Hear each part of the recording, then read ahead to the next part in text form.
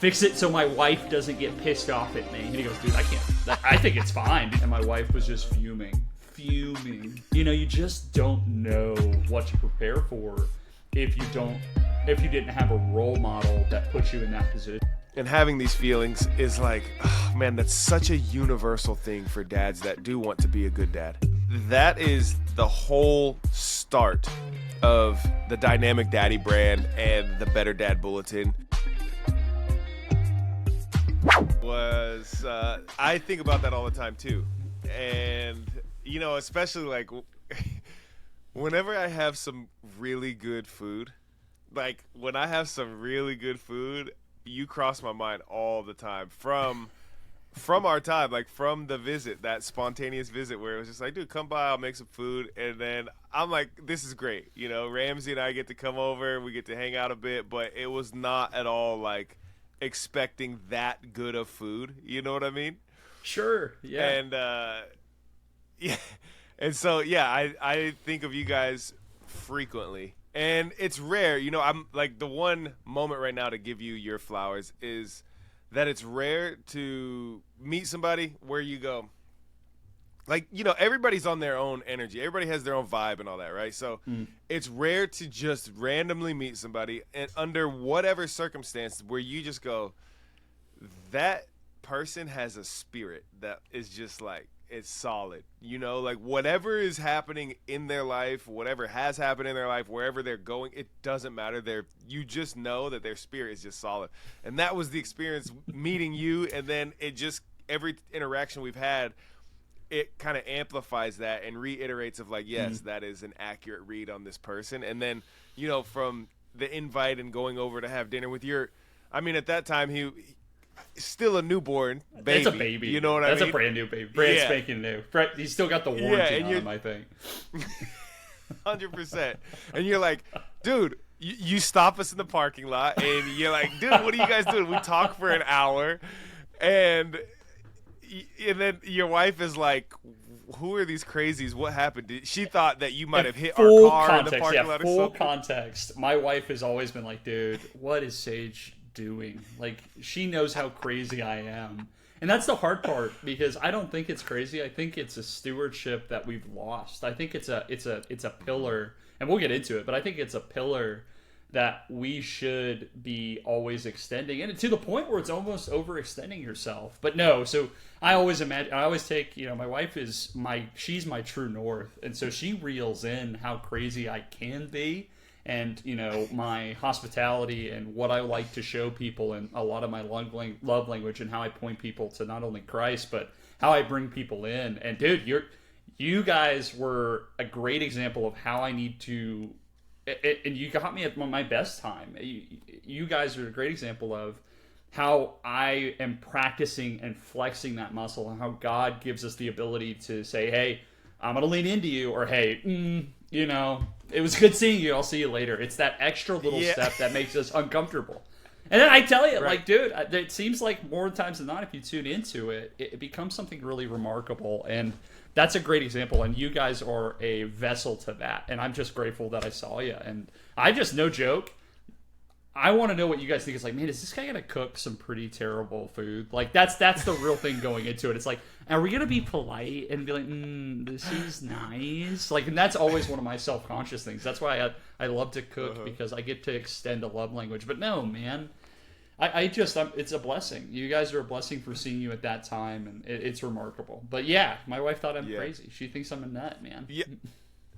I mean, rightfully so, because part of dinner talk that night was how you took an amateur MMA fight on very little training, dislocated your shoulder twice, and it was actually a tournament-style fight where you didn't just fight once. You had multiple fights, and totally not prepared for this, but you were just like, yeah, to the promoter, he just needed a body, and you're like, yeah, that's whatever, right. I'll do it. I'll go in and fight, and you did. And it's easiest this is the sort of thing that, easy $200. That's what I say to that. I'm still in the red, 6,800 from the surgery. But no, man, it's pursuing the spirit, and sometimes, man, and I'm trying to. My due diligence now is, how do I pursue the spirit and point to God in everything that I do. And yeah, that story is remarkable. My wife hated it, and I think that's the balance that we have. You know, she doesn't. Yes. She's my true north, so she reels me into the reality because we make reality however we want it to be. And so if I'm pursuing God, or if I'm reading scripture and then something happens, I try to connect it with no discernment. And she goes, Sage, that can't necessarily always be true. And so that's the beautiful blessing there. But the fight was, man, that was one of the more irresponsible things I had. And thank goodness Shia wasn't born, because that would change my perspective on do that or not do that. But now, after that experience, after a 96-hour fast, randomly running into a guy that's been trying to get a hold of me for months for a business relationship, and he says, man, you look like you're in okay shape to fight. And I go, what do you mean? He goes, well, I have a Kumite style tournament, and you need to be in the 175 weight class. And I was reading a lot and fasting and going through some turmoil between a couple of the projects that I had. I'm like, well, this is God wanting me to fight. Like, that's like kind of the conclusion I made. And then it allowed me to have fellowship with this gentleman. So you're going to laugh, dude. I go, hey, Nico, I have a heavy bag. I'm doing weight training at home. I'm doing my own cardio, but I need you to teach me what strikes are okay for your tournament. So it's a very restricted way that you can chain combos together. You can do grappling, but you cannot do any ground strikes. So teach me how you would want the ideal candidate to fight, and I'll learn. And so, no crap, Anthony, 2 days a week, I'd go meet him at 6 a.m. at the brewery. He's a part owner and a master brewer at Celis Brewing Company. I don't drink. I would bring Gatorade and water, and then do like electrolyte beverages when I got there. But it's 6 a.m, and I am not kidding you. It's a 1980s style training session. We throw down mats. There's giants 600-gallon steel tanks around us, and we're striking, and we're doing minute rounds, and he's throwing me down, he's slapping, he's boxing with me. And I did that for 5 weeks, and it was under fellowship. So we would pray. I'd say, hey, dude, how are you doing this morning? He goes, well, my dog's not feeling well. And I always felt like it's this calling, like, Sage, you're changing up this guy's routine, and you're doing it to point him to God. So we would start with prayer. Other people would join us in training that are going to be a part of the tournament, or they ended up dropping out at the end. And so, again, you know, I sound like a crazy person, because if I were to just describe it to you, you know, over a dinner table, it's like, oh, yeah, I was on a 96-hour fast, emaciated. A random dude came into a cannabis store, which is an insane story, and says, hey, you should fight. And I said yes. But it ended up turning into, how can I pray for this guy? How can I turn myself over to God? And I believe as men, we're supposed to hone in a martial art. And God points us to that in every way. He's like, dude, you need to get stronger. Go get your butt kicked, man. Like, why not? But no, that's wild. I don't think about that a lot. And it's just one of those things where life is so beautiful in that way. I'm just grateful to share it with you guys, and you guys not completely be like, man, this guy's out of his mind. That's a wild thing. No, we loved it. We loved every minute of it. Tough, and, baby. You know, it was like, you know, we're gassing you up, and we're how many months post-fight, and we're still gassing you up, and it was like, what a legendary way to live. I mean, and like you said, yes, things get a little different after you have kids, and you are a father now. Yes. Congrats on that. And Thank you. Yeah, things you take into consideration do change, and once you hit fatherhood, of course. But still a legendary story, and one that if I'm lucky enough to be around and hang out with him, I'm gonna be telling that story to him for sure. Oh my gosh, dude! Thank you. And it's the point. Wow, because this was while he was in the womb. This wasn't like, oh yeah, pre-kids. This was you fought while you knew that baby was coming. That is correct. And I fought in the beer garden where my wife was sweating. All of my boys were hooping me up, or just hyping me up, and my wife was just fuming mad. And my in-laws were there, so I looked double stupid to them. It's a remarkable blessing for sure. That's right, baby. That's so good. Okay, let's get an intro, a formal intro of who you are and all the many things that you do or have done. Just give us like that quick, hey, here's a little stamp of who this guy is we've got on today. Absolutely. So first and foremost, I'm really grateful to be on with Anthony here at the Dynamic Daddy podcast. My name is Sage Howell, and formally I am an agronomist. My background's in building and designing and operating controlled environment greenhouses throughout the United States. I love growing plants. I love creating systems that create food. But what takes up majority of my time now is a commercial and land and ranch brokerage called West Pole Partners. I'm trying to connect the two ideas that I'm so passionate about, food to where we live and how we live, to revitalize rural communities in Texas. So that's what takes up majority of my time. I love reading, love lifting, and I love running. And now that fathership is the next discipline that I'm learning, I'm teaching and training my son, and if God grants me and blesses my wife and I with more children, how to take up the torch and point to God really early and point to Christ really early and learn, do as I say, not as what I've done. And so setting a tempo for my son so he can have something to step into. But yeah, so really I'm a land guy. I love the land. I love working with land. I love being out on it.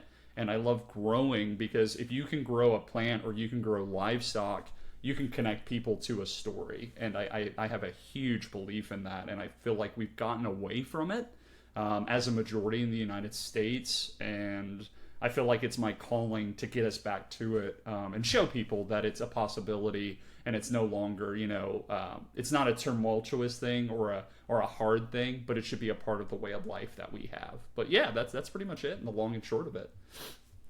Yes, I love it. And one of the things that was like about back to like your spirit and just like there's few people like this was very early on, I remember, and even over dinner, right? So we go to your house, we have dinner, and that was literally the second time we've ever hung out. Third, Ever. Because we did the first day at the Sheepdog Response, and then the second day. So technically, it was the third time. Well, actually, it was the fourth time. The fourth time, because the third time was in our Whole Food session, just mixing it up there. The parking lot. Yes, sir. Yeah, it's a parking lot mixer. Everybody knows that. It's like a trunk or treat. That's what we did. This is true. We even ended up with smoothies, so that's yes, sir. How you know. Yes, I didn't. My wife and you guys did. I didn't. I opted out. But no, absolutely. Yeah. So yeah, that was the fourth time we ever got to spend time together, and I think that was a lot of cool things. And that was one of the. I mean, 4 times. Usually, it takes more than that for me to be like, yeah, I would build and live on a commune with you. Like usually it takes a little bit more warming up for me to be like, I would be so down. Absolutely. Let's do it. Cause I keep it real. And I would just be like, oh man, that's a cool idea, but I probably wouldn't, like that's what I would say. But we sat down at dinner and we're talking about it and you're describing land and there's so much depth that you have. Even in just the single source of food that is so far removed from what most people, and myself included, are experienced with, right? We pick something up in the store, we come home, we cook it, we eat it, and yay, that's great, feel good, move on. That is not the experience that we had, and that's not the experience that I feel or that I gather that you live day to day, because the second time we hung out, but really it was the first time, we're out on the shooting range, and we're out there, hot desert sun, shooting for 4 hours under the heat, red clay, everything. Just to finish the day, you pull up, you stop us, and you're like, hey, you guys want some watermelon? And we're like, whoa, what do you mean? And nobody had prepared or brought food or anything like this as well as we should have for the day that we had out there. And here you are with this big, was it a Jubilee watermelon, I think? Sir, it was so the beautiful thing about being in Texas is we get, you get all the great barbecue you could possibly eat. You get all this beautiful Texas blue skies. But we also get blessed with the amount of sandia that comes from South Texas watermelon, that either comes from the Rio Grande Valley, or in some pockets of Central Texas, you get these farmers that still produce for HEB small, organic, like row crop watermelons. And Anthony, my dude, that is a straight up like Luling watermelon that's just southeast of Austin. So it is a locally grown giant, big old land heifer of a watermelon. And I felt like, dude, I want it. Like, what if I'm gonna go sweat? And by the way we wrapped up that second day, I got absolutely torched by that black belt. And then like he was a collegiate wrestler. They go, yeah, Sage, you're gonna go with that guy that broke your nose earlier in the day. You're gonna be the last one to go, and you're gonna go with the guy that is the sheepdog trainer. And I'm like, all right, whatever, dude. He's got like 30 pounds of me. I don't give a shit. I'll figure it out. But no, so yeah, I brought it because like I wanted it. Like I felt like it'd be an awesome thing to share with. And I didn't know how many people were gonna travel in town for that. And so yeah, dude, I love a good thing of watermelon. There's a lot of electrolytes, good potassium, and it is a inherently Texas thing to do when it's super hot outside. Just have an ice cold watermelon in a cooler or in the fridge, just ready to break open at any given time. So I was just blessed that you guys stopped and didn't think I was crazy, man. No, that was prime time. I mean, we sat and I could have sat for hours more after that. But that was like our not first encounter, but that was kind of like the first day. That was more or less when we had met. And yeah. Yes, the broken nose story, by the way, for those interested, this was totally separate from his fight, but we had a weekend sheepdog response. It's basically a protector course. You go out, you learn, skills from a lot of highly trained individuals from special forces guys that they teach you everything from like situational awareness to hand-to-hand combat and firearms and so on. So Sage, on day one, you broke your nose, wasn't it? Day one? It was, I think so. Or day it was two, morning. I think it might have been day 2 because we stepped up and we finished up the day 2 before we went into the field with an open mat, a very aggressive open mat. Yes, we no longer had knives and guns as props, but we were doing life or death, like get to a submission, to a submission, kill the other guy. And I just always have a propensity to get teamed up with somebody that just so way more skilled than I am. And the guy that was there, he's a sheepdog trainer and also one of the Brazilian Jiu-Jitsu instructors. So he's a monster. He's shaped like what I would it'd be the equivalent of what would be a chimpanzee in like an African jungle. And he's just got hands, and he weighs 210, but he's like 5'6", and it's wild, and I don't understand it. So I was like, yeah, Tyler, we'll roll. Which was this? Was this Taylor? Taylor, yes, it was Taylor. Super nice, dude. And he's a super nice dude, just really cool dude. But super aggressive. Like he's a very strong human being, and like I said, very chimpanzee-esque built for the mat. I'm built for the range. Different species. And so I see a spot. I'm like, I just need to survive with him.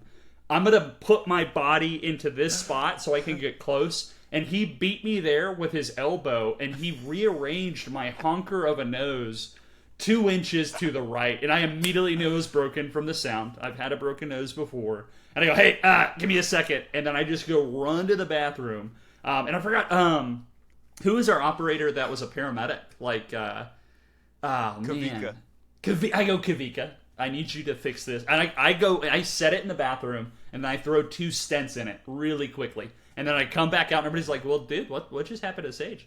I come back, I go, Kavika, you were I need swollen. I go, Kavika, fix it so my wife doesn't get pissed off at me. And he goes, dude, I can't. I think it's fine. Did you stent it? Did you set it? I go, yeah, I set it. He goes, cool, get back out there. And so I just sat out, and then I went quickly home in between the transition in the dojo and then into the field. And my wife's like, what happened to your nose? I go, nothing. And then I just got in the truck, got all my weapons, and then headed out to the range. But yeah, man, it's just another one of those, I was a little in over my head pairing up with him, and he just was way faster than me on the mat. But yeah. Definitely an interesting period. To be fair, our instructors, we had a kick-ass team of instructors in Ray, who owns and runs a gym just outside of Austin, which also now just joined 10th Planet officially. Wow. So Airlock Jiu-Jitsu, 10th Planet now, which is super cool. But Ray was one of our instructors, and then Kavika. And these dudes, kick-ass guys. But what's funny about this happening with Taylor is that we had Ray and Kavika the whole, couple days worth, where they're operating in a way that sort of feels like it felt like they were just like parenting in a sense, right? Like they're like, okay, kids, come gather around. Hey, careful here. Not like they're really careful, but comparatively, because when Taylor entered the realm, I remember this vividly because I had a few rolls with him too, and he whooped my ass. He's extremely violent and extremely fast, and I love. It's remarkable. That's very accurate. That's very accurate. And so rolling, like I had rolled with Ray, I had rolled with Kavika, and they handled me, but it was very delicate, right? Like the way that a black belt would be like, okay, you little white belt, come on. I'll let you try to work, but I'm gonna give you some openings and see if you take them, just to see how your game is. That's how Ray and Kavika kind of rolled, right? They would pressure you a little bit, but nothing crazy. And then when Taylor stepped on, I feel like he was not given the same sort of breakdown of, hey, here's the group that you got. It was as if it was like, hey, it's open mat, get in there. And that was all the instruction that he had. And when he got in there, dude, because I felt like it was tumble dry. Like when I was rolling with him, there was not only nothing that I could do, but it was genuinely like I am ending up being thrown and rolled in ways that I can't even prepare for. Like he's just absolutely demolishing me and manipulating my body however this man feels like. And it was like, this does not feel good at all. And it was very aggressive. And him being the one that busts your nose makes total sense now. Well, I'll tell you what you've identified, and now in retrospect, Ray and Kavika had liability. Taylor came in late. It wasn't formally a part of it. He's like, I'm just here, baby. I get to be here. And they go, yeah, do whatever you want. And so he was kind of like this sideline participant, but just such a wealth. Like he is such a strong personality, and what a remarkable fighter. Like what a remarkable person to get able to mix it up with. And I think that's a remarkable thing that's often overlooked with these workshops and these camps. Is you get the opportunity to mix it up with people where their discipline is day in, day out. This is what they eat and breathe. I would, Taylor wouldn't be like, hey, Sage, let's go run 5 miles together. But if I meet him on his level, hey, let's train, let's roll, let's sweat, let's fight. He will give you more information through either the way he shows up with you. Because I could say, hey, Taylor, take it to 50%. He would absolutely have been like, yeah, absolutely. But my ego, your ego goes, nah. I want to know what it feels like to be absolutely pummeled. Like, let's get there. Let's get to where I need to be. How do I need to be sharper? And my nose being moved 2 inches, I just knew I wasn't on that level. And nor could I be based on how much he's trained and then the opening he has. Because let's be real. It's not an easy feat to be a part of the gym that Tim Kennedy bought into with the Gracie family. There's to be an instructor there's a high level, and for us to have that opportunity to buy into that and then get a taste of it on like a 3-day workshop, man, that's remarkable. That's a blessing. And I can breathe fine out of my nose. Nothing was collapsed, but it definitely opened up my right path or my right nasal pathway a little bit. But no, man, what an experience, dude. I would like to do that again and just not break as many things, I guess. Yeah, that would be wise. That'd be good. So, okay, and yes, definitely, I think you nailed Taylor. The description you gave of him, a really kind man, just very a kind gentleman. He felt so very bad. Cool he didn't know because I popped off. Like I go, oh, that's broken, and then I just went. I go, hey, I'll give me a second. I have a nosebleed. And he goes, oh, cool. And then he just jumped into it. He goes, dude, I broke your nose, and I go, yeah, you didn't mean to. What are we gonna do? Am I gonna cry about it? Like, what do you want me to do? Right. No, he goes, oh, cool. Well, dude, thank you. And I go, yeah, man, it is what it is, dude. But very sweet, dude. Yeah, very sweet, dude. Super kind. Okay, fatherhood. You're now, let's see, what are we in? July? So you're now, 5 months into it? This is four. So 5th, yeah. So if we hit the 17th of this month, my beautiful, sweet baby boy, Shia Shepherd, came into this world February 17th at 10:34 p.m., and there's nothing anybody could do to prepare you for that. It's a relationship between my wife, myself, and God overseeing it all. And Shia will be 5 months the 17th of this month of July. And fatherhood, I mean, honestly, Anthony, fatherhood to me was such an unknown. And as I developed into from a boy to a young man to a man now, which I'm still a relatively young man. A lot of people still call me young man, especially in my profession. Um, you just don't know what to prepare for if you don't if you didn't have a role model that puts you in that position. And I didn't have a good relationship with my father, so what I went off of is my adopted father's relationship to my mother and my grandfather's paternal relationship to me. And later in life I discovered the beauty of the fatherly relationship throughout scripture in the Bible, and that started really 2 years ago.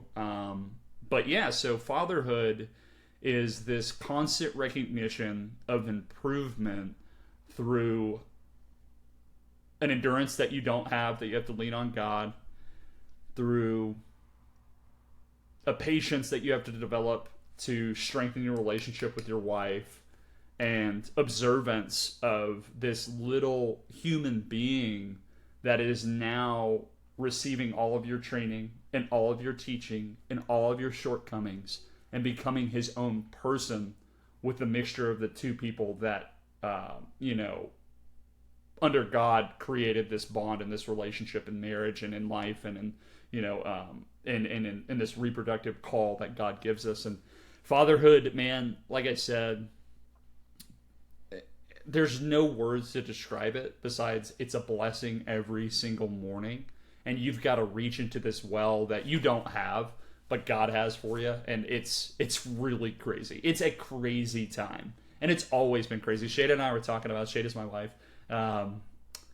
We were talking about the baby template hasn't changed. You know this. Babies now are the same as where they were 100, 200, 500 years ago. And it's a timeless moment that's captured, and it's so intimate. We have so many comforts to be able to observe it. And so we were watching Shia last night, after we watched a remarkable documentary. We just turned everything off and we're just looking at him. It's like, man, what would we do if we were in like the 1910s, or what would we do in the 1800s with a baby? He's not doing much different. We would be doing things differently. And so it's this beautiful, like, timeless thing, and I'm really glad, and I'm so blessed, and I feel bad for not doing it earlier in my life, but God aligned it, for me to do it now. And man, it's a remarkable discipline to hone, and that's what it is. It's not something that you've got. It's a discipline that needs to be honed every single day with a new morning mercy every time you wake up. And so it's a remarkable, like, it's skill and thing I'm learning. You know what is wild about the way you just described it, particularly the tail end of what you just described, is that is the whole start of the Dynamic Daddy brand and the Better Dad Bulletin. The whole foundation of this is me going, now I'm over 3 years into fatherhood, and I'm like, okay, I'm self-employed. I've done a bunch of different stuff over the years. Amen, baby. And I'm like, thank you. And I'm like, this fatherhood thing, I don't have dialed at all. Like, not even close to what I aim for. And I want to be progressing always, right? Like, that's what I want. So this whole shift for me came about because I'm like, okay, what can I do? What can I build? What can I create that is going to, A, allow me to be a better father, B, allow me to be a more present father, and C, ultimately generate whatever level of income, of revenue that I can in the household by way of being a better father. Yeah. Like, that was what everything is, and it's driven because it's like, man, there's so many shortcomings in fatherhood, right? Yeah. And so for me, I just I want to be a good dad. I really do. And there's so much of that, especially in these early years, like the phases you're in right now, where presence is king.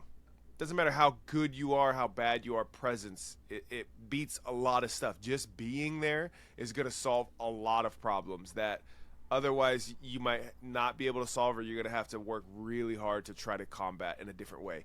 So the fact that you're like, it's every day is a new challenge, and you're waking up and you're trying to. That's literally all my head is spun around is what ways can I be better at bonding with them? What ways can I be better at shaping them into their own individuals? What ways can I be better at showing love to them and not just verbalizing it? All these different ways, just 1% in some area every day. If I could do that, like that's if I were to sum it up, that is what Dynamic Daddy's all about. That's it. Is just get better and try to get better for your kids all the time. And you having this right now, this kind of, you're in it right now, right? Almost 5 months, and having these feelings is like, oh, man, that's such a universal thing for dads that do want to be a good dad, and I see a lot of that in our generation particularly. But what's interesting to me is there's a lot of different ways that people are choosing to go about it. Mm-hmm. And you already mentioned on one part, right? You're like, one of the core values or the core focuses for you in parenthood is you want to get Shia closer to God early on and let that steer for him. Absolutely. So two questions here. One, where does that stem from for you, where you're like, this is core? And two, what are some other things that you're like, this is the aim for me as a father? These are the values that I'm aiming to instill, the most core focus things I'm doing in fatherhood. So the first part of the question is a huge reason why you and I have interacted. It's that you have to trust God, and you do things in God's name, and He will show you the path. It's a Bible verse from Proverbs. I think it's Proverbs 3:5-7. I memorized that Bible verse because I want that to be the leading way I think about my son, because it's something that was one of the biggest shortcomings I've had in my 34 years. I didn't find Christ truly. I was baptized this year, but I didn't find Christ truly until I really surrendered. And that means surrender from alcohol, surrender from drugs, and surrender from my ego and egotistical thinking, which is I'm smarter than, I'm better than. And with my background, I'm used to, I'm farming by myself. I have manipulated environments to grow life, which that created a very egotistical trip for me. And with my younger upbringing, without a fatherly relationship, my father, we can get into it. My father died. He was killed in a drunk driving accident when I was 13. But he didn't have a relationship with me. But in our hearts, we have connections to who made us. It is a spiritual, it is a bond that is paternal, and it is severed on death, and it's severed through stress. And I never had a healthy relationship. So I turned to, as a young man, I would turn to obsession. So I would isolate myself, and I would either read a lot, or I'd play, MMO, like role-playing video games throughout high school, isolating myself. And then in college, I flipped that introvert perspective into an extrovert perspective, because I no longer had the guidance from my grandfather, my mother, and my adopted father. And I became a complete, opposite of what I was raised to be, which was not, a very religious or a Christ-centered young man. And it really showed. I developed a really bad habit with drugs in college, a terrible relationship with alcohol where it was no longer viable and healthy and putting me in harm's way. And that adds up to years of a wayward path. And God doesn't forget about you, but He continues to show you what you should be doing and what you shouldn't be doing. And He pursues every single one of us. And that pursuit he was right there every time I would do something wrong, or every time I would, do something that was unbecoming of me. And it ultimately accumulated to where I found Him was I was farming. I was operating a remarkable build that I built with an investment partner, and I don't give myself a lot of credit for it because it wasn't successful, but we turned a 20-acre fallow land farm into a commercial farming production system with a 1-acre controlled environment on it. And that means I built 33,000 square feet of a metal building that I grew for HelloFresh, Cisco, Brother Produce, Benny Keith, and then a lot of chefs in Fort Worth, Texas. And I don't really like that time in my life because I was drinking from sunup to sundown and working. and I was not turning things to God, and I was living this duality where I was like farming. It's like, oh man, Sage is a cool farmer, but on the inside, he's very sad. He's alone. The only relationship he has is with this investor who, I didn't know this until the end of our relationship. He started that farm because him and his wife were going to get divorced, and he didn't want to take on a mentorship role, but him and his wife were cheating on each other. He went and bought a farm so he can separate his assets, and so she didn't take anything. And then I stumbled on it after being at the Botanical Research Institute and doing some like volunteer work. He goes, I don't know why this kid, and I was like 25, 24 at the time, is in my life, but I'll put him up and let's create a joint venture together and let's start this farm. But all of that being said, I found God when I was just like, man, I can't do this anymore. I'm super tired. I'm sick of running to Dallas. I just got a giant order rejected by Fresh Point. What am I doing, Lord? I've done everything in my head to justify other things. The last thing I have done is turn to God. I'm always smarter. I've always been this, and I was a devout atheist. I'm like, oh, science explains God away. But on the flip side now, you have to have so much more faith and belief to believe that there isn't a God now on the other side of it. And my ignorance finally showed up when I'm just weeping inside of this 2007 Mitsubishi Fuso truck with a reefer fridge on the back of it in the rain. And I'm like, I have to do this again tomorrow. What am I doing this for? And so to answer that first part of the question, Anthony, it's nobody ever told me, and it's nothing wrong with my parents. They were just, living, and they tried. You can lead a horse to water, but you can't make it drink. Yeah. But nobody ever showed me the importance of the Word and what Scripture can do for a young man to save all of that turmoil, to save all of that energy, and to hone it into something that's for the greater good and points to God. And so it's super important for me to at least demonstrate what it's like to be a godly man and to show those disciplines to Shia so he can say, hey, my father never, he pointed me in that direction. I chose to, or I didn't choose to. Because there's going to be a point, there's always a point in our lives where we have to make a choice consciously. Yep. And I want him to look at me and be like, man, my father reading to me in the morning scripture and, having, Bible verses memorized and then demonstrating that to strangers and to people that you meet. He has no excuse, and it's between him and God, and it won't be because of me, because my family will follow that path. It's his choice to do it or not, and I want that to be done before he realizes it. And so it's up to me to train myself, to teach myself, and to discipline myself like I would have received and like it would have put me on a better path, so we don't repeat the same things. And so that's why that number one part of the question is super important to me, because there's a lot of wasted energy, man. There's so many things that we won't figure out in this world.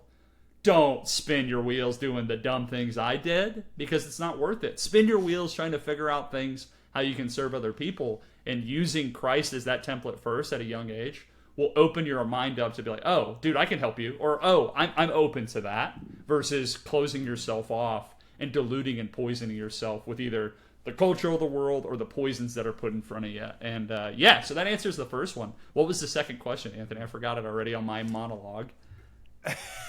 That's all right.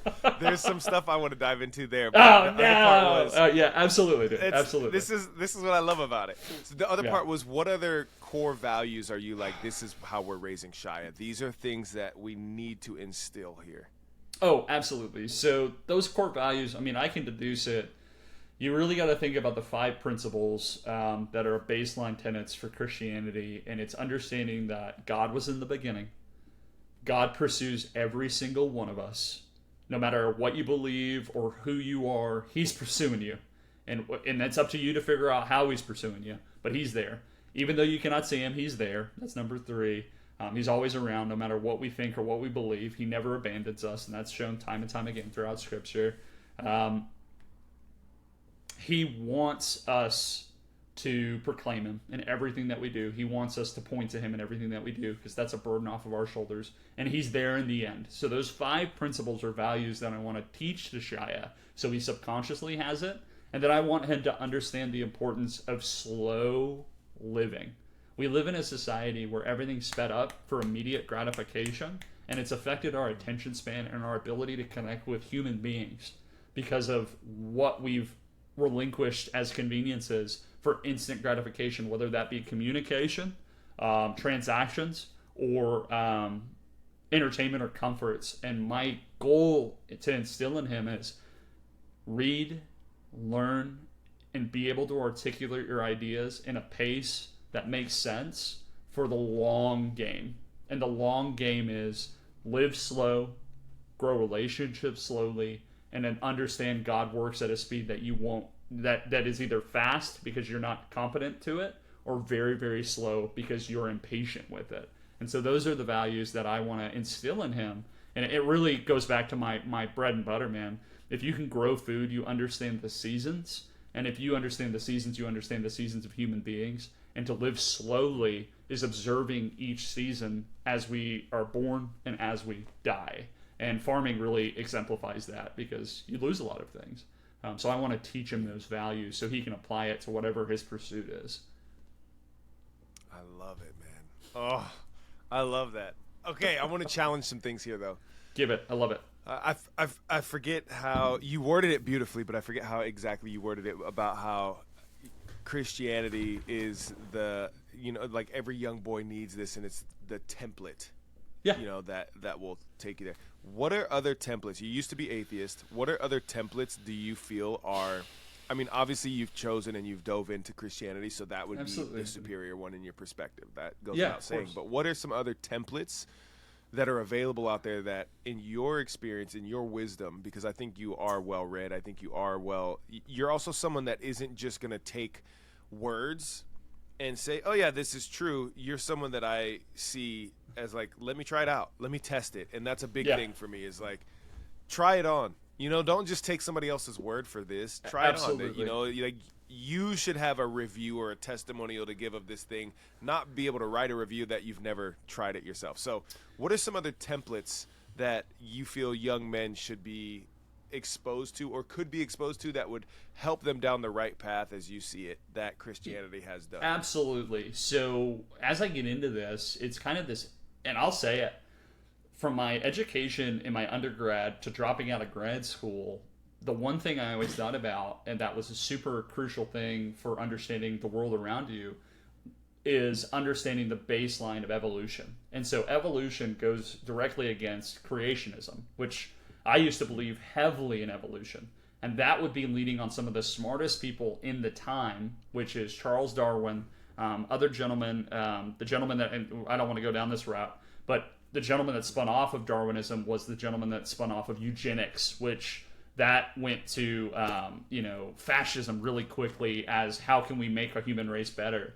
And so we won't go that way, but going back to the point of evolution, learning and reading from the scientists that started off of, new ways of thinking, your Newtons of the world, your Benjamin Franklins, your Thomas Jeffersons. These are all people that were scientists before scientists were actually now famous or in a medical profession or in a technology profession. They were thinking in a new way that was far ahead of their time, and they only got the context that they needed from scripture. So Darwin was one of those great examples. And so to go to your point, what are things that can point to values and templates for any, and I'll just stick to young men because I have no idea what to do with a little girl. And if God blesses me with it, I cannot wait to jump into that reading. But for young men, from personal perspective, I went on the path of how do I study, your Ryan Holidays of the world first. Let's jump into what he's discovered through the Daily Stoic. Your Robert Greens of the world, which they're taking stories that are very worldly, and they're also taking scripture, and they're taking old stories from very wise people, and they're applying Stoic values. They're applying timeless fables that have underlying metaphors in them from people actually enacting it, from the tragedies and the successes from every, rise and fall of civilization and prominent figure throughout the world. Going to that is a great start. But what's crazy about it, Andy, this is full disclosure, even by doing that, everything points to scripture because those stories are in the Bible. And I would say, getting kids familiar with the beauty and the successes and failures that are in the Bible. Dude, those are stories that are forever. Those are stories that are timeless. And everything's been said or done in this world 2 or 3 times over, and the Bible has it all. And so looking at those values, like I look at the Ryan Holiday, but he's an interesting cat. He's got a bookstore in Bastrop called the Painted Porch. Never meet your heroes, man. He's an interesting dude. He has got a lot of wise perspective. Full disclosure, if he hears it, he can challenge me to a fight any day. I'll take him on for sure. That's easy. But no, he comes off, and this might just because of his personality.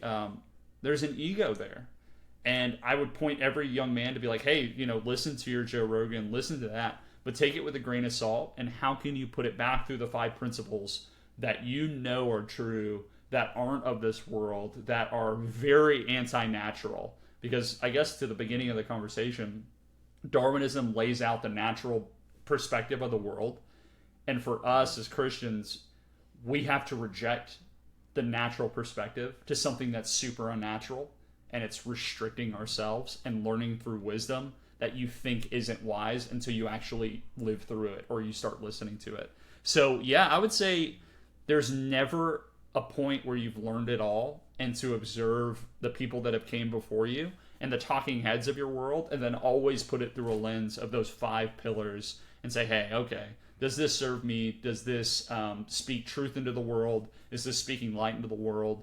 And is it helping me help people? Because there's so many frivolous things that you can go down. You can go into, well, who's that guy who's super famous? And he's like, oh, you need, cigars and fast cars and women. And then you're, the Dan Blitzarians, those types of the world. There's so many of those false idol. Dude, so that's the thing. That's like, that you're on a slippery slope when you start saying, hey, read this dude's book, or Nick Bear is a great guy, but he's got a vitamin company he has to sell, and so there's all these underlying tones. And like I said before, it's all been said or done, and you've got to look at people that are pointing to truth and not wanting that recognition to be like, hey, it's bigger than me, it's always been bigger than me. And those are hard to find, man. Like, you're gonna find it in C.S. Lewis. He's one of the guys that really convinced me, because he's a very intelligent person. He saw the horrors of World War One. He was in the trenches killing people and seeing murder and seeing death and seeing the absolute terrors and valleys of war. And his whole thing was, I'm going to write my perspective on why atheism is a thing. And he could not get over the hump. He's like, I can't. Like, through the things I've seen, I'd have to have more faith, and I'd have to create more arguments that have no backing for me to have this position. Shame on me for ever having it. And so he was one of those people that kind of guided me back to like, oh, you think you're really smart? Well, jump down this rabbit hole. A.W. Tozer's another one of those gentlemen. Another guy out of New Mexico, Skip Heitzig.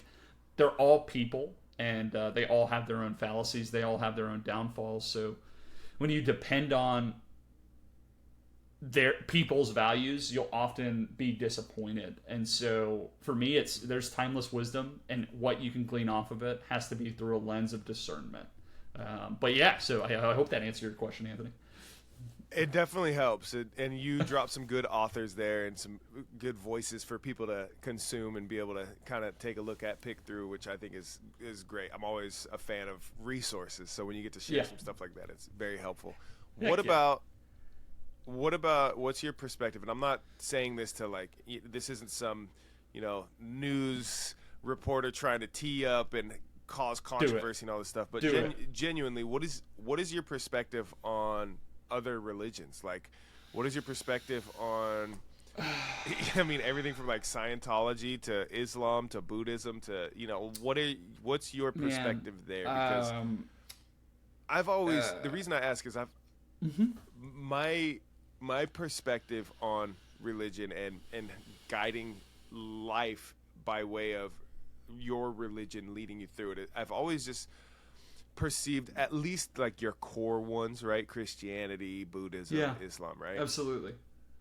I've always perceived them as just a different path leading to the same mountain peak, right? So that sort of guide that you're speaking of, that Christianity is, that you're like, every young man, needs this kind of playbook, let's say, because there's parables in all of these teachings. There's a lot of wisdom in all of these teachings, the books, whatever it is. So I'm curious, because my perspective on this is very much so that, for one, based on your zip code or where in the world you're born, you're going to be exposed to something more than the other, right?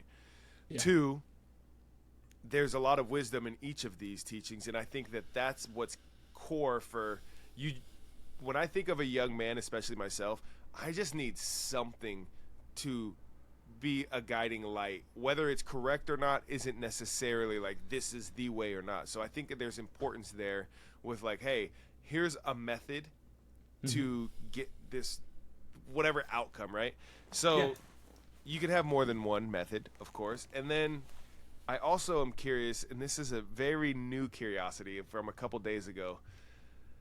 This guy, he's a business guy I've been following along, and he's like, I'm on YouTube, and he has some wonderful wisdom that he shares. I think his name's Dan Koe, with a K, K-O or Cohen or something like that. But he was kind of breaking down, like, historically, when you look at the great minds, the Darwins and the great minds historically, they all kind of came about at the same era in human civilization, which was the era when food was no longer so immensely scarce, where it was like you only eat what you just grew and everything like that. Now people have a stockpile of food, which means they don't have to work as much, which means they have a little bit more free time, a little bit more thinking time. And this is where, if you look back historically, all of these core religions, they kind of popped up or originated in the same era.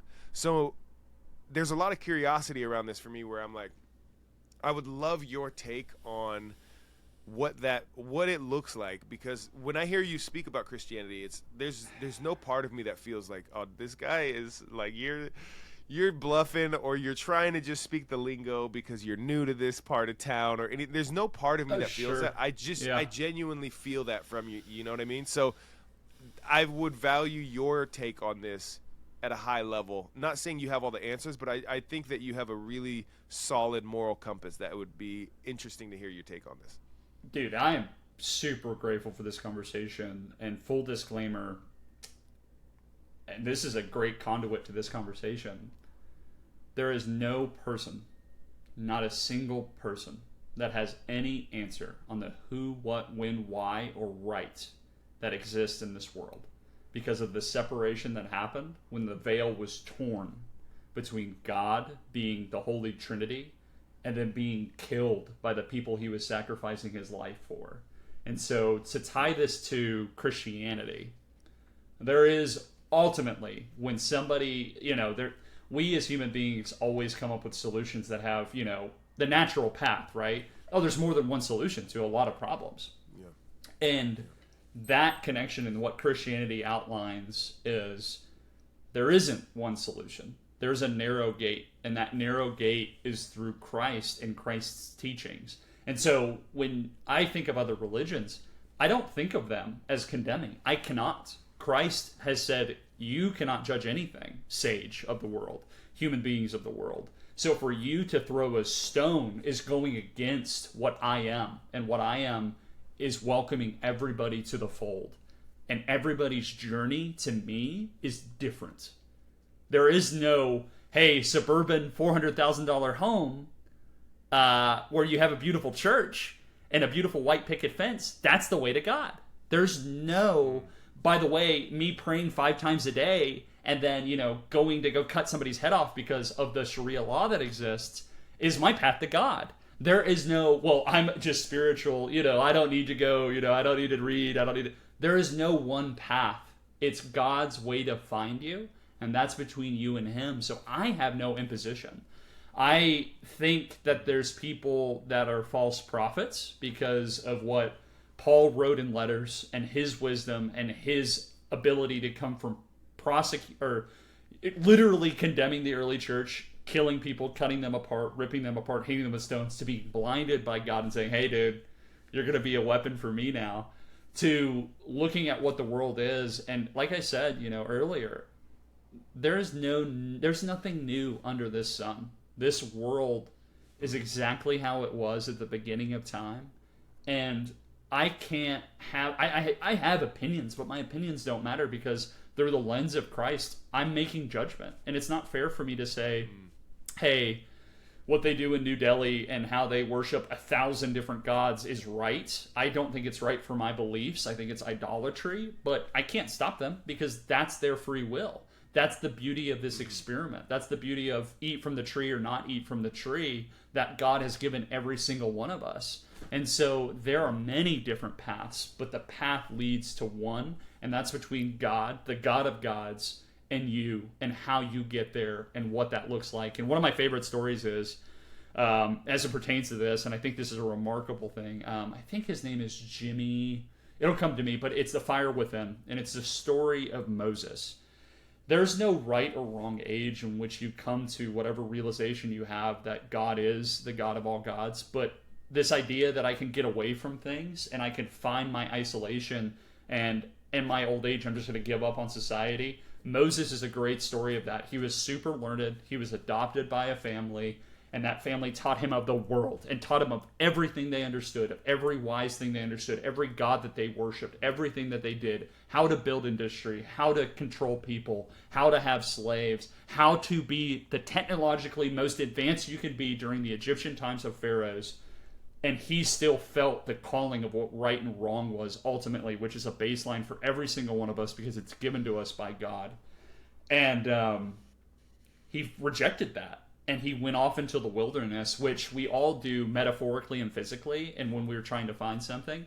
And God goes, hey, by the way, I'm going to be the ever-consuming fire within you until your death. And he represented that in the burning bush, and that was his true north after that. Physically, not metaphorically, he physically saw it. And for us, he'll light whatever fire it is for us to get us to believe him and to get us to pursue him. So for me, I mean, hot take,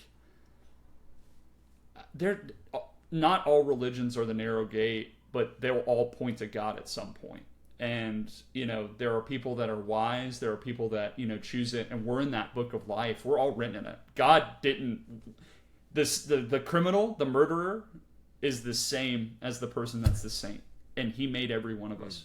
And it's hard for me to say, you know, those guys in the Middle East that we're trying to take down with special ops, they're doing wrong because they're doing a wrong against humanity. But God's fingerprints on them as well. And there's a reason for it. And they all point back to him. And so, you know, there's outrageous things. Like, don't get me started on, you know, people that are like, you know, my horoscope determines my personality. But that's like that's my opinion. You know what I mean? And so for me, that's judging. I can't do that because Christ is like, hey, Sage, come on, you're stupid. That's stupid. But yeah, so I hope that answers your question, man. What, brother?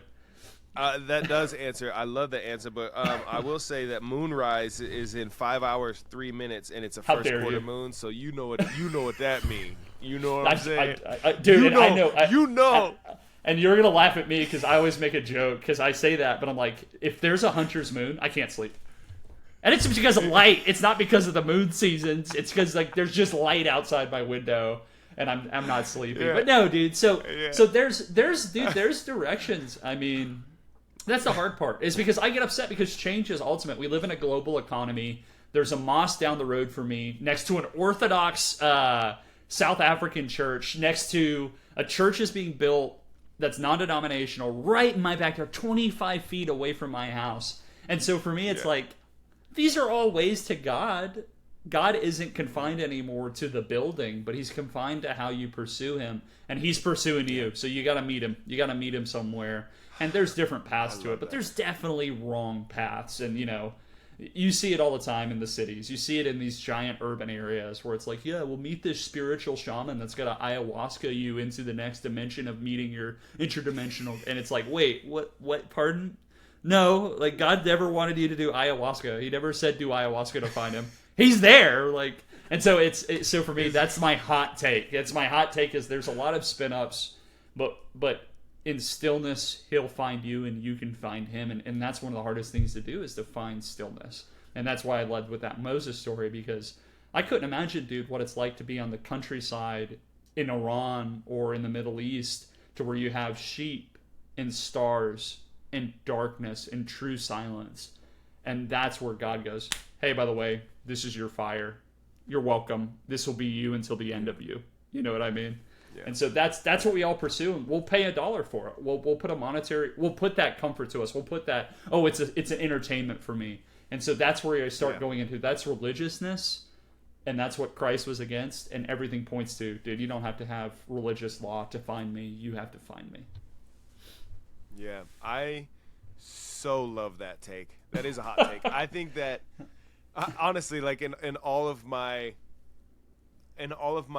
curiosities and perspectives around religion and around God and around spirituality and all this stuff, I've landed on two things. First, never shit on another man's altar. You can't.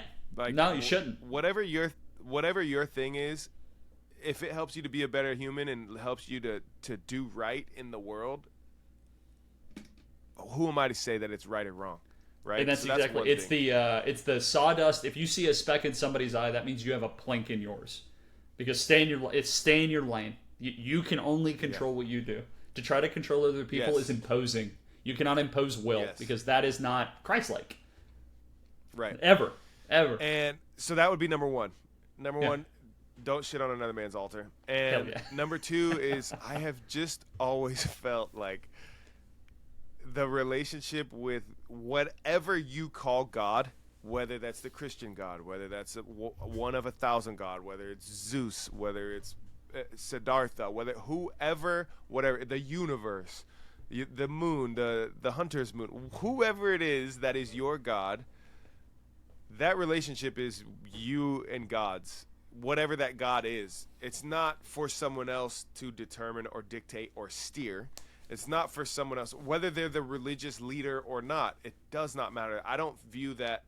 I think that a lot of people that get in the position to be able to speak to their congregation, whatever that may look like, from whatever scenario that may look like, it's sort of bastardized, in my opinion, because you should not, 100%. In my opinion, you should not be, like you said earlier, like you were talking a lot about ego and letting your ego die, or trying to, rein it in.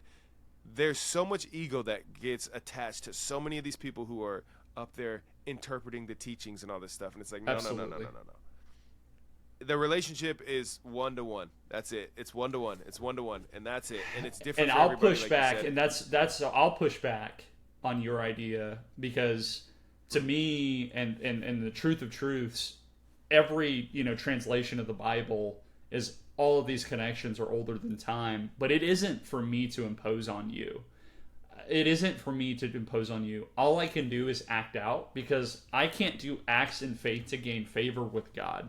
It's that one-on-one time with His Word, which, let me tell you, without like reformation in the church and people speaking truly from modest and very, very, very, very lowly positions, saying, hey, this isn't right, and then ultimately being crucified or beheaded or killed because of their beliefs, you've got to look at the one-to-one relationship. I have a vehement problem against preachers with sneakers. And sure, there's been this shift to God wants you to be wealthy, but resources and money are to be given to the kingdom to serve people. And when you see them romanticize these big congregations that are giant and justified entertainment hubs, that is the wrong path. And that was spoken about in Scripture. And it's spoken about in Old Testament and the Torah. And the veil, like I said, the veil was torn because that creates legalism. That creates an obligation of, I've got to go to church because I'm checking the boxes. But churches aren't the building. It's the community and the truth that you share with the people that are around you.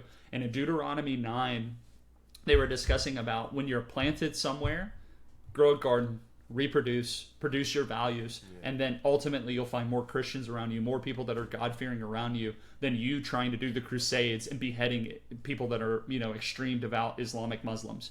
You're never going to win that fight. And that's a fight that, again, like I said, there's nothing new under the sun, but there is false teachers and there's all these paths. But no, I'm right there with you, man. Like, to me, you can exemplify God in every conversation. And if those conversations that you're having don't do that, why are you having them? That means you're torn. You have a foot in one world and a foot in the next. And it's really hard. I mean, dude, I've had professional relationships where I'm an odd duck. Even my brother, he'll say, "Dude, like you can't do that," and I go, "I'm gonna," because what do I have to lose? And it's hard. It's tough. Did.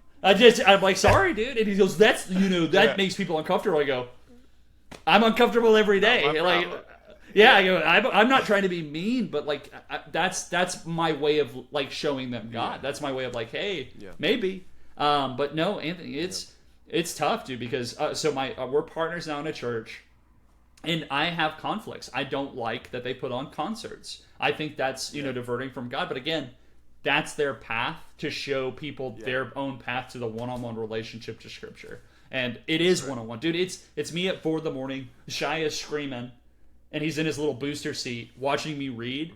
Those moments of solitude, it's like that's how it's between me and God. Nobody can tell me what my relationship is, but what can I do to continue to cultivate it? And it is those moments. It's not a multiple ayahuasca trip in the middle of Central America. God's there, but he's not pumped. Like he's not like, oh well, you could have done that without the $5,000 ticket, go outside, put your feet on some grass, and I bet you I'm there. I can't help but feel like these are shots at Aubrey Marcus. Absolutely. I'm not going to throw any. Aubrey Marcus, Joe Dispenza, David Asprey, all these people that are creating false gods with, I want this regenerative youth. I'm going to wear these yellow glasses. I'm going to eat sweet potatoes for 100. That's a false god. Like life isn't that. And he's creating a cult-like following. And there are wayward paths, but dude, you don't need to do. I don't need a Wim Hof breath method. It helps. For sure. It helps getting in cold plunges. I'm a big fan of. I'm a cold plunge guy. In the winter, I'm a cold plunge guy. What's that? This is great. I love it. Breathing for sure, and also John Paul Cramy. I think I'm pronouncing his last name correctly. Yeah. Cramy. This is the complete side note, but because he's a breathwork instructor as well. And I don't know if you saw when I had the experience where this watch, I had to bite it and rip it off because of this breathwork experience that I had. Because you're expanding your vascular. No, it was a whole different beast. Basically, I don't want to give it away because it was such a hilarious experience, but sure. Whatever. There's. I'm doing the breath work led by John Paul Cramy, and I have this experience where my watch starts to alert emergency medical services, right? And it's like, dee-dee-dee, and the countdown is on, but I can't, at the time, just from breathing, I can't use my hands. My hands are locked up in like T-Rex fashion, and I can't use my hands or my fingers. I can't do anything just from breathing. This amazingly cleansing experience, and Wim Hof was like my intro into like, breathe a certain way, and you'll have some sort of experience, and then John Paul's work, but he just earned his black belt a couple days ago, which is so cool. I just saw that. I'm like, dude, how rad. But also, I can't help but feel like you have a leg up on the world when you are a breathwork instructor. You got a black belt in breathwork, and you're doing jiu-jitsu, where breathing is like fundamental. Oh, absolutely. Super cool for him. Okay. So, community, like that's what we're getting at. All right, you have the relationship is one-to-one and so on, and it's not for show. It's like those moments you have just you, and that's sort of like what you were saying. Like at some point, we all have to go out into the wilderness on our own and have that journey. Now, community. I am curious how these perspectives you currently carry, how they relate to your heritage. As I don't know what your like upbringing was, and I don't know who your father was. He native or mom and dad? Dude, so great question. So I don't know. I know that I have Castilian blood in me, but I did a 23andMe, and it shows me that I've got 23% indigenous to New Mexico. They can't tie that down to Navajo or Pueblo, but they can tie it down to my bloodline at some point was indigenous to North America, and it got mixed in with my beautiful, short, little Irish mother at some point. And so, blonde hair, blue eye, just little, like 5'4", little potato. So to me, I think why I'm so tied to wanting to farm and grow plants and being outside in the earth is because of my genetics, my predisposition, and the history. Because we inherit our father's sins and our mother's sins because they're passed down genetically. I'm hardwired for certain behaviors. And to answer your question, we were raised in America, which we're inherently Christian. We have Christian nationalist values. But are they biblical Christian values? Most likely not. You get secular values. And so I was raised like, oh yeah, God's there, but you don't have to pursue a relationship with him every day. Yeah. And now on the flipped position of that, I pursue a relationship every day. And I look at, there's some great documentaries on PBS about this month is a month of bison. God didn't forget about North America. All of that story was happening, but the native people understood things as well as the Israelites did because they worked with the earth, and God's path for them changed as Manifest Destiny progressed and technology progressed, and the gospel and the Great Commission progressed in North America. But there are some inherent values that are tied to God in indigenous peoples and in the stewardship of land. Now, we can get into, how Columbus, massacred people in the name of God and all those things. Everything that happens is under God's will, so there's a reason. And there's great stories on people being dethroned, people losing territories, because progress isn't on how we see progress. Progress is on a greater picture and a horizon that we cannot understand. But there's beauty in that stillness. There's things to be learned and to take into the more modern world. So I guess my heritage, I'm creating my own story. Like a lot of people like, Sage, what are you, Hispanic? Yeah. You're native? I go, no, dude, I'm 100% Texan and I'm Sage. And then people are like, Shia looks like you, he looks like Shada. I go, no, that's 100% Shia. And for me, it's not what your identity is before you. Sure, take those things, but what's your identity in front of you, and how do you show that identity to the people around you? And it's not being like, well, they took my land, or we'd be better off. No, you have no clue. You have no clue how that happens.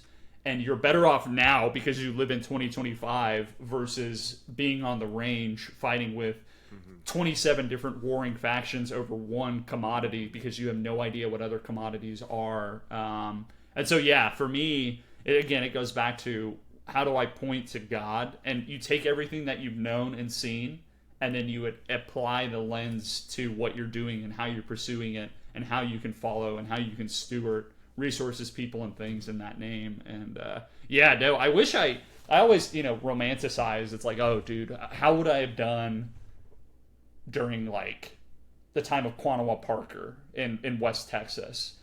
I think I would do fine, but I think my trajectory would be a lot more brutal. I wouldn't be a caring, stewardship type of person. I wouldn't care about people. And you see that, like, there's a great book. It's called, Tears of the Summer Sun. But it's discussing Quanah Parker and the rise of the Comanche Indians in Parker County, Texas, and how German immigrants started buying and getting land betrothed to them by Spanish landowners, because Texas was a part of Spain and Mexico at that point, and they would just get slaughtered because they had no idea what was happening. And so I look at that, I'm like, man, dude, that's in me somewhere. Genetically, that violence is in me, and I have to rise above it. And so, I guess that maybe that answers your question, Anthony. Yeah, no, it does. I didn't know. I knew there were Native American ties. I wasn't sure what they were. Yeah. So that definitely answers it. So my name, I got adopted, my name was Gutierrez, and that's Castilian Spanish. And Gutierrez means sword and fighter. So that was a classification the Spanish government gave to that surname, saying, dude, these guys, they're going to have a sword and they're going to fight. That's what they do. And so I don't know. So I was adopted. Howell is now my name, which is beautifully white, just super, like, a very British name. But no, so that was my surname. And so, like, I always look at that in that family crest. I'm like, oh, dude, that explains my propensity for being just a complete Tasmanian devil for no reason. Okay, cool. Yeah. That's my moon. That's my Virgo moon. That's my Virgo Yeah. moon. 96 hours into this fast, you want me to go fight? Yeah, are we using swords? Oh, no swords. Can I Okay, walk cool, you? cool, cool, cool. Let's do it. Let's do it. Absolutely. Yeah. No, that makes total sense. All right, I know you have a hard stop in like 8 minutes. So, Yeah, absolutely. what that we have not chat about do you like? Oh man, I got to make sure we get this out. This is what I wish Anthony would have asked me about. No, I think there's, well, you and I will have conversations about this, but one of the things I think that's my true north and the why between wanting to build greenhouses, there's a project I'm working on in North Texas. It's building a farm for 3 different restaurant concepts and a senior living facility. And so it's a historical building, and God was good. A chef I used to do business with called me out of the blue and was like, hey, I want you to build a farm on our dime for us to offset what we buy in for our concept. I'm like, that's awesome. Let's work on that. And so that's taking up a lot of my time, but it's going to this idea of how can I revitalize the rural areas in Texas and across the United States, because it could be a template if you follow it. And what I'm slowly working on is how can I find a tract of land, find a developer that wants to do a subdivision that's not based around having a pool, a tennis court, and all these things, but based around a working community service agricultural model and people wanting to live on a homestead. So like 1 acre, 5 acre pad sites that allows for you to have space to raise your family, bring multiple generations of your legacy in. So that means grandparents, brothers and sisters, and then your children into a compound-esque facility that's in a larger subdivision, that instead of, oh, well, your fence is at 8 or at 6 feet, it needs to be 8. It's, hey, you get first cuts from the production of the farm system that you bought into and the livestock that we raise, and then anything else that we produce in excess goes to the public as a community center, so we can be a beacon to these giant metropolitan and suburban areas and show that there's a new alternative that's emerging, which is, to me, it's how can I create legacy in land when acreage is going for anywhere between $30,000 to $170,000 an acre in Texas, to getting a collective idea saying, hey, we're going to buy into this. I want this home site. You can't subdivide it. You're going to buy into this forever home, and it's going to be based on these values of slow living, having these commodities around you so you're plugged into a food system. And what does that look like from a Sage? We just got a 640 acre tract, to finding the developer and the custom builders to develop the municipal utility district. How do I collect water? Who is going to be attracted to this? How much money do we need to bring to the table? And what does it look like for me to replicate it in different regions in the United States based on the agricultural production models that I can create using either a CEA or rotational grazing? And dude, that's something that I think I'll die trying to figure out if I don't figure it out. But those are conversations, that I want to do for myself so I can give my son something to pick up. So let's say I don't succeed in it. He can take all the knowledge I amassed and then use his youth and vitality and his friendships and the community I surround him with to go do something that inherently we lost after the Industrial Revolution, when we became nuclear family model versus the communal family model, which I think is one of the worst experiments that have ever happened. But that's what I'd like to talk about. Agree, bro. But no, that's my true north, man. That's why I'm with this great brokerage.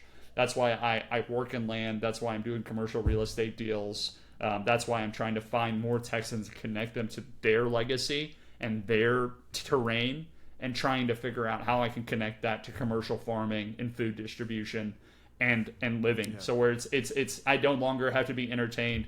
Nothing against pickleball, but I don't have to be entertained by pickleball. But holy crap, I've got 1,000 cows, and there's people working cows today, or there's a harvest that needs help, or there's honey from this system, and it's an ecosystem that we can build if we just put all the right people in place to build it. I can't do it by myself.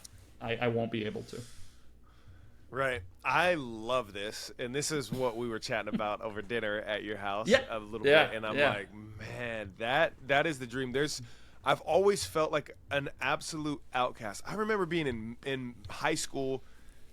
I don't think middle school, but I remember being in high school and getting roasted by people because I wanted my grandparents. I mean, I don't really have grandparents, but like, should I have had grandparents? Like, I wanted them to live with me and have multiple generations in the same household and be like, what do you do? What do you mean? You're 18, you get out, you leave, you like kind of like never to be seen again. And I have never felt like that was the way to live. I've always thought there's immense value in multiple generations, in multiple different perspectives, and especially when it's your core people that you know the love is there. Now, granted, there's, every family has their chaos and certain families, there's toxic people and all that stuff, but it's like, absolutely, assuming you factor those out and, kick those ones out of the commune. I've just always felt like multiple generations under one roof is brilliant. And I've always loved it. I've always respected it. When I travel around the world and I see that, it's the most admirable thing to me. And I get to see, like, that's what my life would have looked like if I had the upbringing with grandparents in the same household. Man, I missed out. And I would love to provide that. Like, I talk to my mom all the time about how, hey, when the time is, you're moving in with me. Like, that's it. Because I would love for my kids to have that, and I just think it's such a valuable way of life to have access to elders that we just, in America, we don't really see respect or anything remotely close to it, and something like what you're describing would solve for that.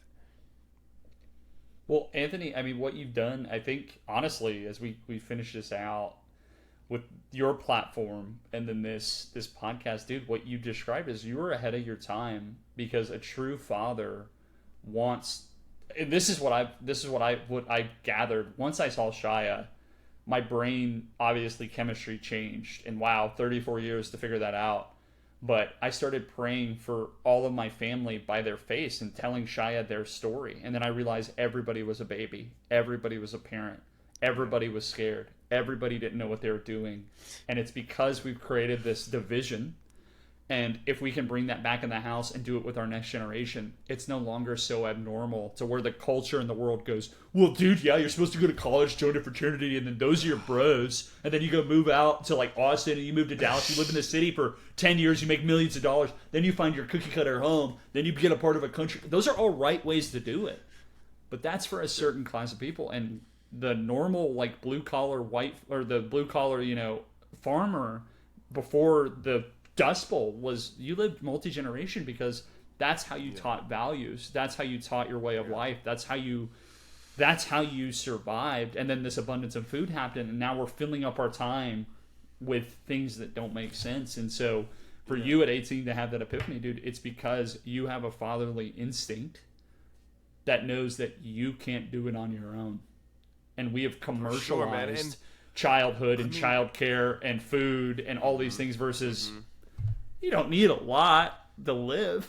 You don't. You really don't. And if you have a community of people, like, that's a brain trust, that's a spirit trust, and like the wisdom trust that you have constant access to. Like, as parents, as Shai gets older, you'll have more of these experiences. Hopefully not so many, but I think it's inevitable from what I've gathered, is that you're going to have times where you're going to wish that you could have been more present, and you oh, I just so want to be there right now, but I have to go to work, or I have to go do this thing. And so you're pulled, you're kind of torn there.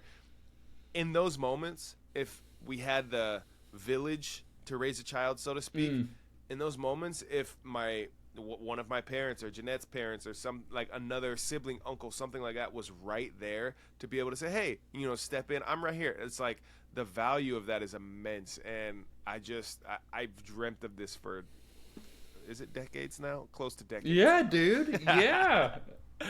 Yeah. I love it, man. However I could support, please let me know. Real quick, for people that do want to support, where can they find you? And then we'll get out of here.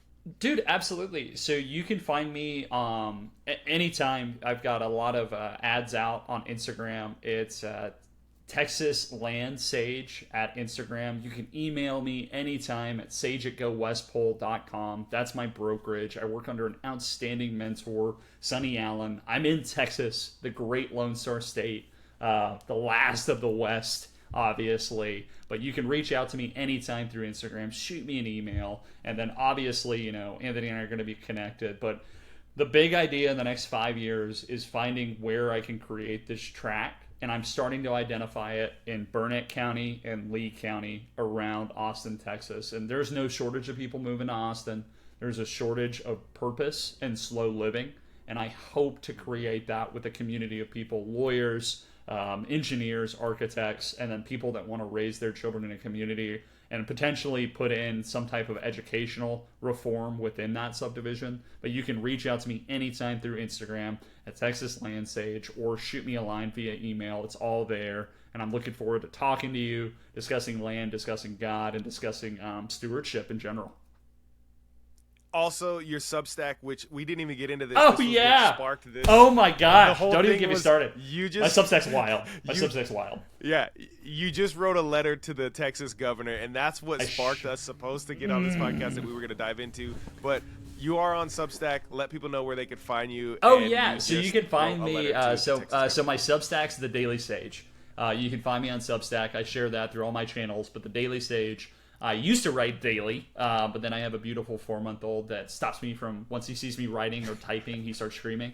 Because he's like, oh, Papa, you're going to write another letter to the governor about cannabis? Wow, that's a hot take. But no, Anthony, thank you so much for the time. Dude, if you want to just do a special 30 minutes, let's schedule it, and I can jump into 2 parts of that. I think it's the cognitive decline of the United States because of drug use and alcohol use. And I think the governor of Texas, he vetoed that bill, but there's going to be a massive reform. And me and my family, we have a very tumultuous background with cannabis because I used to grow it. And so it's a hot take for me to say we should regulate it very heavily or ban it. And there's another perspective I had that ties into the Chinese government, which we don't want to get into, but it's illegal cartel grows that come from Mexico and China, and we just don't know how to regulate it in any state of the United States. Boom. There we go. And this is, by the way, to clarify, used to grow cannabis, not just individual in your closet, like no, sir, commercially. Scale, so. Yeah. So I built, I think I built over 300,000 square feet of cannabis grows in the United States, and so I have a moral tie that makes me feel terrible about it. But there's a lot of learning in there. And then also I've sold a bunch of CPG products, so there's a lot of things going on there. Love to dive into that conversation. That sounds like next week. Another time. Thank you so much for the time. The Wisdom Sage. Anthony. We'll talk again soon. Get on with your day. I love you. Big love to the family, man. We'll talk again soon. Good to see you. Thank you so much, Anthony. Likewise. Later, brother. Later, man. Got it.